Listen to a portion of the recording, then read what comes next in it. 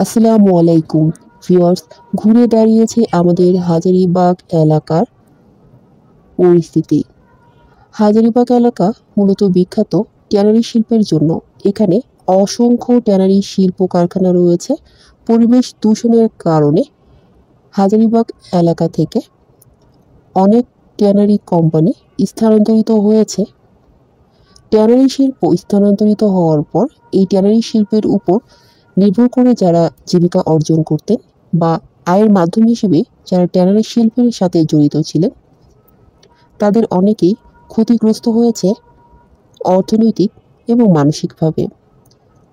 তবে আনন্দের বিষয় হচ্ছে, বড় বড় শিল্প কারখানার এই স্থানগুলোতে শেরেবাংলা নগরে গড়ে উঠেছে সুবিশাল লেদার পণ্যের মার্কেট।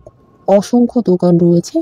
এই দোকানগুলোতে অথেন্টিক চামড়ার তৈরি ব্যাগ, জুতো, জ্যাকেট, চাবিটি, পার্স, ব্যাগ এবং ল্যাপটপ ক্যারিয়েজ ব্যাগ রয়েছে।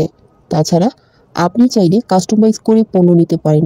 দেশ থেকে দেশের বাইরে বিদেশে এর ব্যাপক চাহিদা রয়েছে। অনেকে এখান থেকে কেনাকাটা করে বিদেশে রপ্তানি করে থাকে। বিদেশে আত্মীয় স্বজন থাকলে বা কেউ যারা বিদেশে অবস্থান করে তারাও এখানে এসে কেনাকাটা করে।